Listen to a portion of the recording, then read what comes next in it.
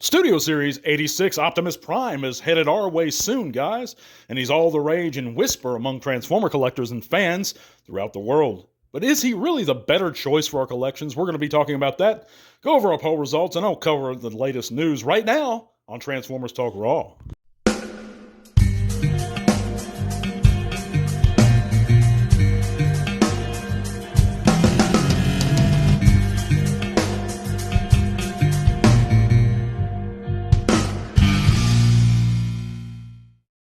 Well, ball to the weep to the grot and the ninny guys. Thank you for joining me and listening into another Transformers Talk Raw podcast here on YouTube or Spotify. I'd like to thank you guys for coming in. Sorry for the late upload to my regular listeners.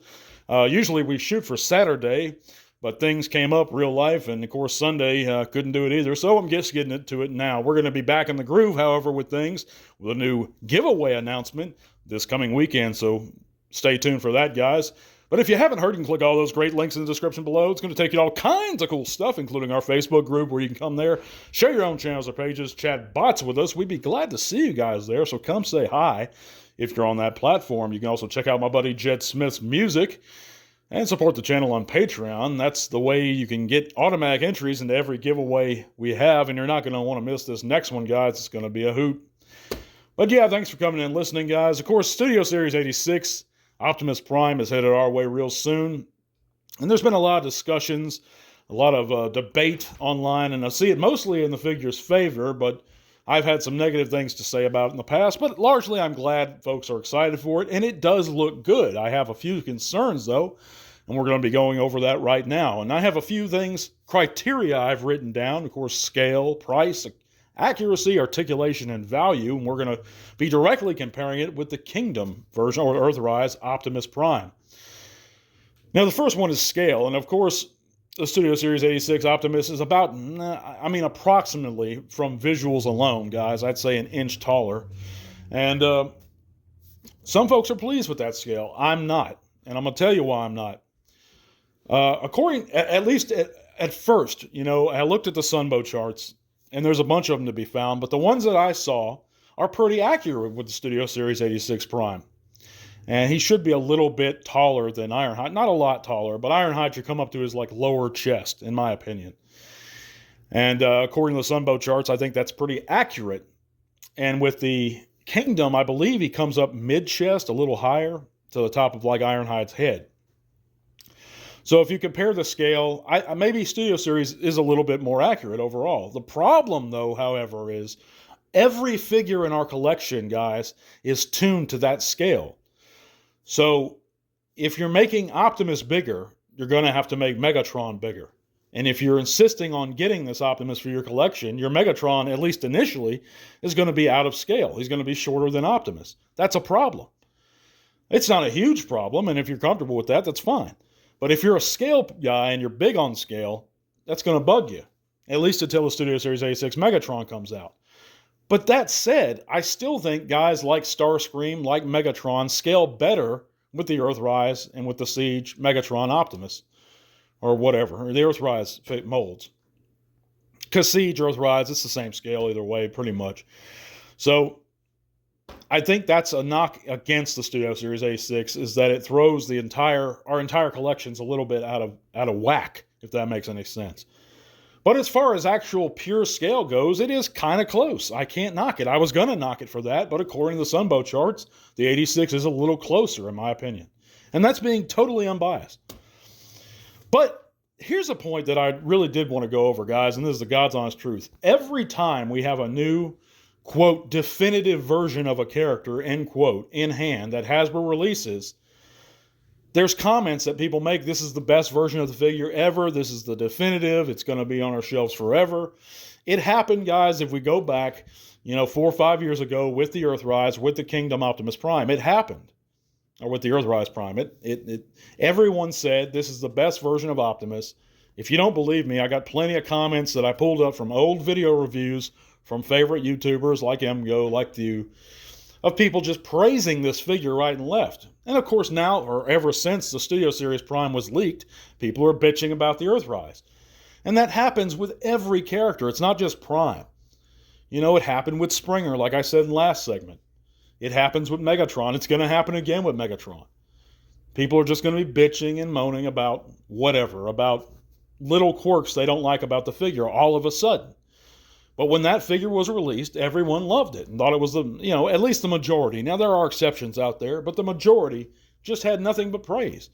But the closer we get to the Studio Series 86 release, oh no, the Earthrise's legs are too long, the arms are too short, it's not accurate to the show. But like I said, if you just go back and look at any of those old reviews, nothing but praise. But that's just a point that irritates me about collecting a lot of times. But we also have price. Of course, the Studio Series 86 is going to be $90 to $120 wherever, depending on where you go. Most of the time, it'll be about $100 after shipping. So $100, and I'm comparing it upon release, guys. So you can't compare what the Earthrise is now to what Studio Series is now. That's not fair. You have to compare it at release. And the Earthrise Optimus was $50, so he was half the price. Or 40 or 50, depending on where you go. So, as far as price goes, it's a wash to me. Although I give the slight edge to the Earthrise, he did come with a trailer. He did come with his rifle. And that's really all he needs, in my opinion. The axe, he had the axe for one episode, guys. I mean, a little bit of the first or second episode. I think it was the first rolling on to the second episodes of More Than Meets the Eye in the original Sunbow series. And that's it. We never see the axe again. He doesn't use it in Transformers the movie. He doesn't use it in Season 3 or any in Season 2. So that's a wash. Should the Earthrise have come with Roller? Absolutely. And he does have him now. But Roller does not justify the $50 price increase. What does begin to justify it, I'm not saying it does, is that the trailer is larger, the figure's a little larger, and he has a nice paint job. But guys, you have to understand, there's no reviews of this figure out yet, and everyone's putting their eggs in this basket. And the figure could be, I'm just saying, in hand, a disappointment. We don't know how it transforms. We don't know anything about it, how the QC is going to be. So I'm just saying, I know everybody's rushing off to sell their Earthrise Primes now. Maybe you want to hold off a little bit until you see a review of it. I'm just saying, scan eBay and all you see is Earthrise Optimus is being sold. And I'm not with it. Accuracy. So again, years ago, everybody was praising Earthrise and saying this was the most accurate Optimus ever. Now it's the Studio Series 86. And I'll give it to the Studio Series 86. It does look more accurate. But, I mean, was the Earthrise really inaccurate? Not really. He looks like Optimus Prime. Instantly, you know who it is. So I'm not going to even say that he was inaccurate. I heard a lot of people saying that. I think that's kind of bullcrap. But that's just my opinion. Articulation. Now, people are all about this picture of the Studio Series 86 posed like Optimus jumping up in the air and shooting Decepticons in Transformers the movie. They're all praising it because he can do this pose. But, guys, you're forgetting something. The Earthrise could do that pose, too. That's kind of a ridiculous argument. They say, well, the Studio Series has a butterfly joint. Okay, well, that's good. I mean, but Optimus is a robot. He's not Spider-Man. He doesn't particularly need to have a butterfly joint. I think the Earthrise pose is great, as a matter of fact. He's really like a mini MP, when he first came out, people were making those kinds of comments. Now they're making them with the 86 version, but it is what it is. Articulation, we'll give it to the 86. Value. Now, I think I'm in the camp of the Earthrise being more value. It's half the cost on release, and it had the essentials of what Optimus needed. He doesn't need to have an axe. He doesn't need to have anything, but he did need to have Roller, and he did not come with Roller. So I'll give you that. But I think that one's a wash. I will give it overall to the Studio Series 86, just because I know that a lot of people are pushing for it. A lot of guys are about it. But personally, I'm sticking with the Earthrise, guys. And if you have it and you really want Studio Series 86 instead, at least hold off a while until you pre-order or until you see a review. That's all I'm saying. To me, that would be the smart thing. But let me know in the comments what you guys think. We're going to move on right on to our poll results and cover this week's news.